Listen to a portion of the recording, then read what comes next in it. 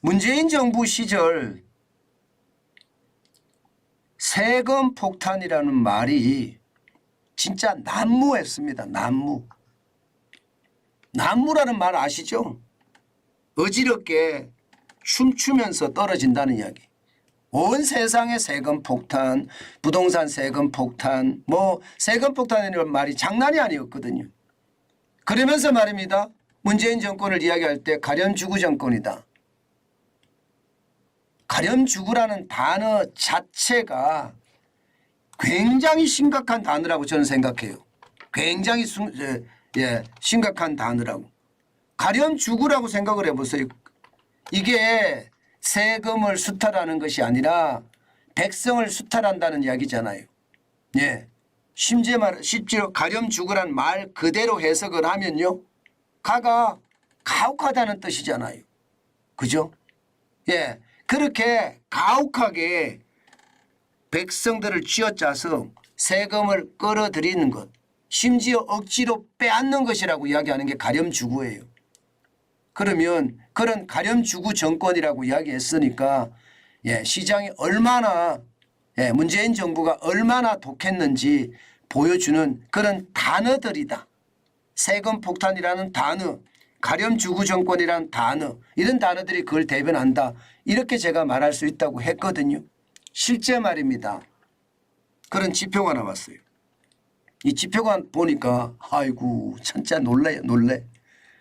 예, 여러분 보시다시피 경제 성장률 대비 세금 증가 속도입니다.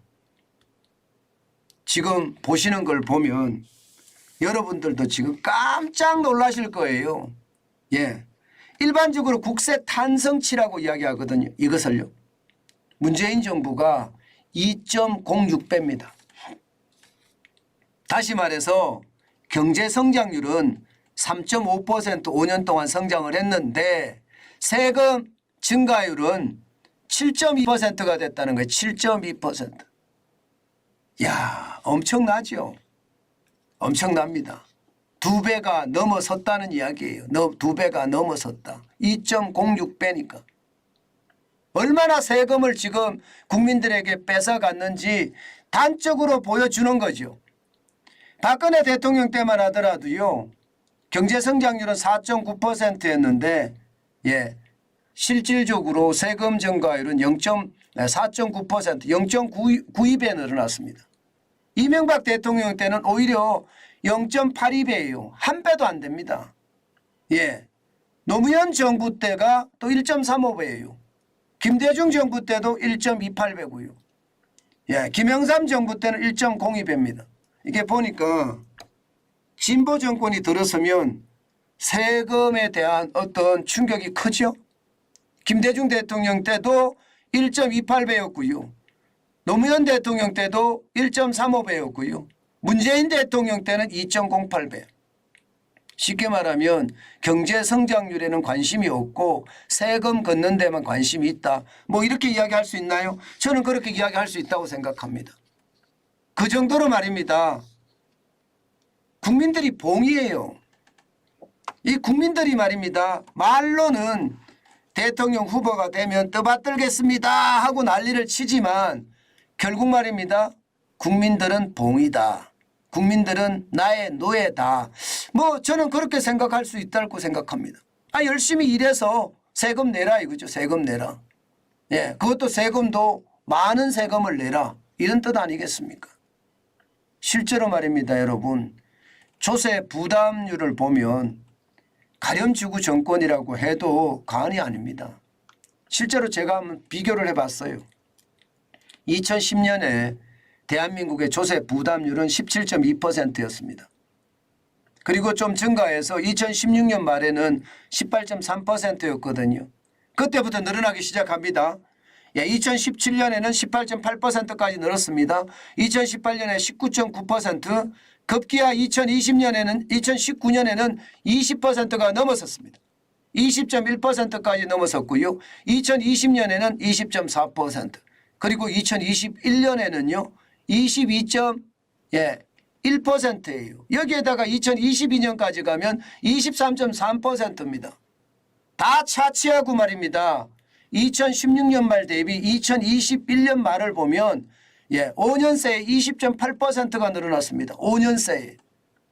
우리 세금이 20.8%가 늘어났다는 거예요. 5년 새에. 여러분 벌이가 5년 새에 20.8% 늘어나셨습니까? 아마 5년 새에 20.8%가 줄어들었지 않으면 다행이라고 생각합니다. 많은 사람들이 그렇게 생각을 해요.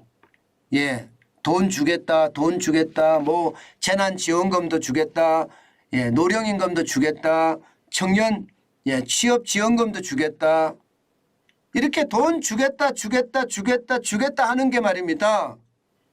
문재인 대통령 주머니에서 주는 게 아니에요.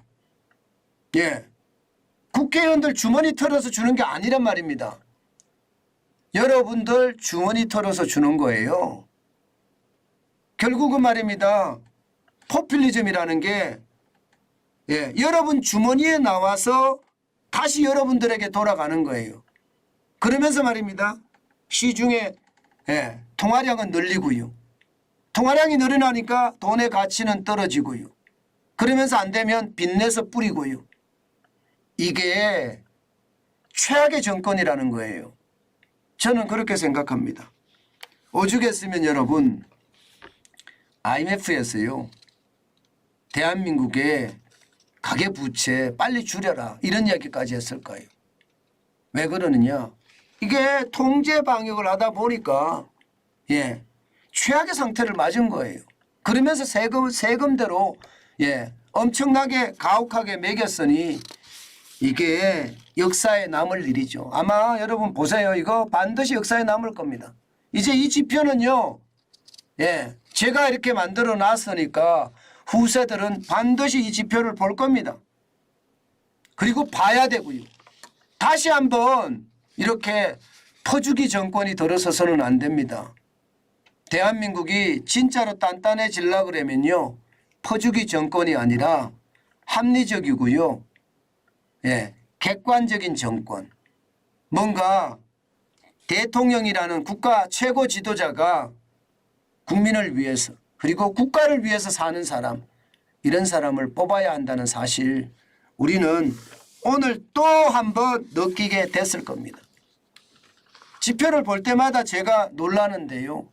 이런 지표가 결국은요. 시장을 완전히 망치는 것 아닌가. 저는 그런 생각도 진짜 많이 하거든요. 그 어느 때보다 여러분 지금 세금에 대한 충격 저는 굉장히 크다고 해요.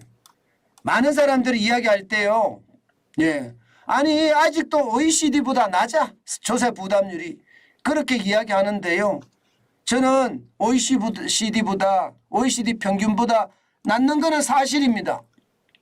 그렇지만 국민 부담률로 가면 상황이 달라집니다.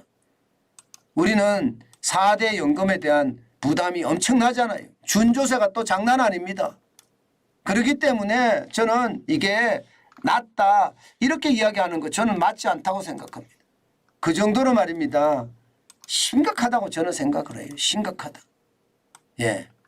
지금 제가 생각해서는 아직도 멀었어요. 지금 세금에 대한 부담이 워낙 크고요.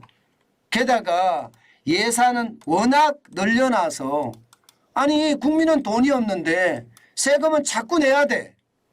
이게 말입니다. 400조인 예산이 600조까지 됐으니까 최악의 경우가 될 수밖에 없는 거죠. 아마 앞으로도 말입니다. 우리는 세금에 대한 부담이 굉장히 클 겁니다. 여러분들이 그렇게 세금에 대한 부담을 질 수밖에 없습니다. 그렇기 때문에 반드시 우리가 알아야 될 것은요. 반드시 알아야 될 것은 저는 여러분들에게 간곡하게 말씀을 드립니다. 합리적인 우리는 생각을 해야 돼요. 실사구시 말입니다. 이게 남이 가니까 나도 따라가는 묻지마 지원 아니면 묻지마 지지 이런 거 하지 마시고요. 여러분들이 저 사람들이 대한민국 사회를 대한민국 국가를 더 발전시킬 수 있는 사람들인가 여기에만 초점을 맞추시면 될 것 같습니다. 그래야만 대한민국이 제 자리를 잡아갈 겁니다.